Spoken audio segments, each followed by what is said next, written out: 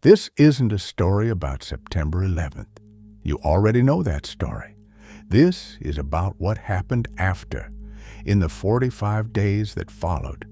45 days between the towers falling and the moment America changed forever. Not because of the attack, because of the silence. October 26th, 2001. 45 days after the attack. 342 pages. Most of Congress hadn't read it. Most Americans didn't know what was in it. But everyone knew what it was called, the Patriot Act. And if you questioned it, well, you weren't a patriot. Let's talk about speed. September 11th, the towers fall. September 12th, drafts of legislation already circulating. The bill that became the Patriot Act wasn't written in those 45 days. Much of it already existed. Proposals from the 90s, shelved ideas. Too invasive, they said. Too broad, they said. Not necessary, they said, until September 11th. And then, suddenly, all necessary. The timeline. September 19th, first draft introduced. October 11th, Senate passes it 96-1. October 12th, House passes it 357-66. October 26th, signed into law 342 pages. Dense legal language, references to dozens of existing laws. Congress had hours to read it, not days, not weeks, hours. The question nobody asked: if this was so urgent, why was so much already written? Speed doesn't just prevent scrutiny. Speed is the strategy. Because when everything moves fast enough, questioning looks like hesitation, and hesitation looks like weakness.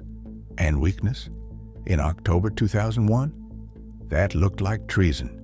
One senator, out of 100, Russ Feingold, he read the bill and said no.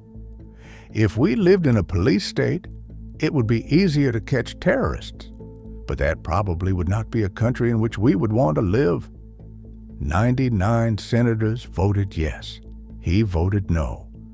The next day, the press didn't ask why he voted no. They asked, how dare he vote no? He was called reckless, irresponsible, unpatriotic. Years later, after Snowden, after we learned how far the Patriot Act actually reached, people started saying Feingold was right. But by then, it didn't matter. The architecture was already built. USA Patriot Act. It's an acronym. Uniting and strengthening America by providing appropriate tools required to intercept and obstruct terrorism. Read that again. Notice anything? They didn't name it and then make an acronym. They worked backwards. They decided it needed to be called the Patriot Act. Then they found words to fit. Linguistic engineering. Because they knew if you call something the Patriot Act, voting against it becomes almost impossible. Imagine October 2001, the country terrified, and you're asked to vote on something called the Patriot Act. How do you vote no? How do you explain to your district, I voted against the Patriot Act? You didn't vote against warrantless surveillance. You voted against patriotism. Section 215. The FBI can order anyone to turn over any tangible things. Books you checked out, websites you visited, and the person who hands over your info can't tell you. It's a crime. Section 206. Roving wiretaps.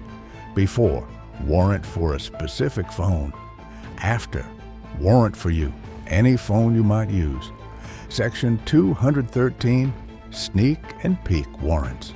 The government can search your home and not tell you. Not right away. They can wait. Days, weeks.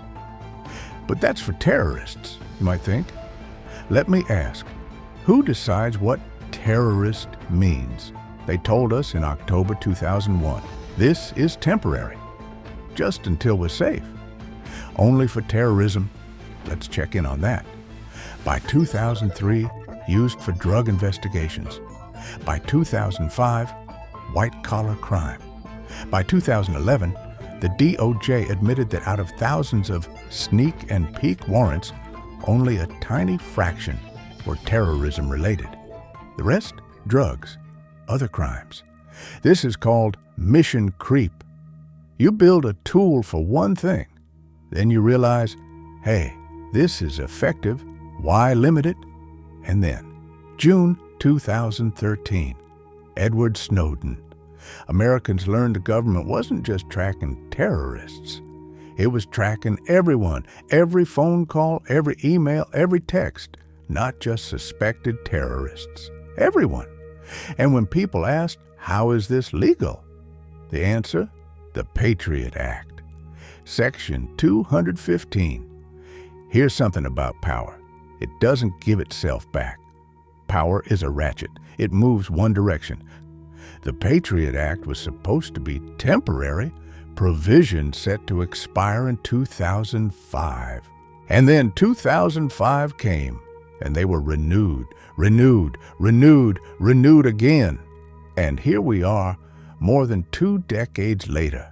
The architecture built in those 45 days, still standing. In fact, it's bigger now because technology got better, the tools got sharper. In 2001, the government could track your phone calls. Today, your phone is a tracking device that occasionally makes calls. Your location, your messages, your searches, your purchases, your photos, your health data, and every piece is accessible. The infrastructure is there, the legal framework is there, the precedent is there. The Patriot Act didn't end. It evolved. It became normal. Here's the uncomfortable truth. Most people don't think about this anymore. The Patriot Act, NSA surveillance. It was a big deal for a while. 2013, 2014, 2015. People were outraged. This is unacceptable. This has to change. And then life went on, not because people stopped caring, but because caring is exhausting, because outrage has a half-life, and because, honestly, nothing really felt different for most people. For most Americans, the Patriot Act is invisible. It happens to other people, terrorists, criminals, threats, not us, never us. But here's the question. Is that the standard? Most of us will probably be fine. Because here's what we gave up, not just privacy. We gave up the principle that the government should have to prove you're a threat before treating you like one. The Fourth Amendment doesn't say you're secure unless the government is scared. It says you're secure, period. But in October 2001, we decided maybe that's not practical anymore. And so we adjusted. We traded. Liberty for security. Privacy for safety. Questions for answers. Here's what's strange. We keep having the same conversation. 2001. We need these tools to fight terrorism. 2008. We need these tools for the financial crisis. 2020. We need these tools for the pandemic. 2025. We need these tools for whatever comes next. The details change. The threat changes.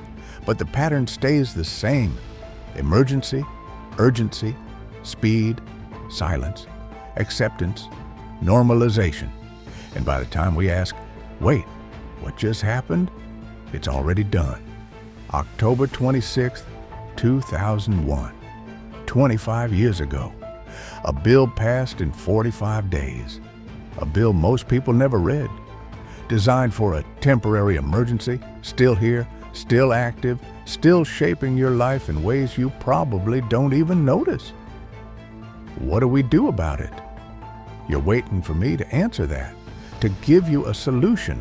I don't have one. I'm just here to remind you, you gave this power away, not you personally, not by choice, but collectively, in a moment of fear. And here's the thing about power. Once you give it away, getting it back is hard, but not because the government won't give it back. Because we don't ask for it back. We forget. We move on. We get used to the new normal. And one day you realize this isn't temporary anymore. This is just how things are. So here's what I'm asking you. Next time, and there will be a next time, when the emergency comes, when the fear is real, when someone hands you a solution, ask a question. Just one. What exactly am I agreeing to? That's it. That's the whole point. Not to tell you the Patriot Act was evil. Not to tell you what to believe. Just to remind you, questions aren't betrayal. Hesitation isn't weakness. Asking why doesn't mean you don't care. It means you care enough to make sure. October 26th, 2001. The day America stopped asking questions. The question is, when do we start again?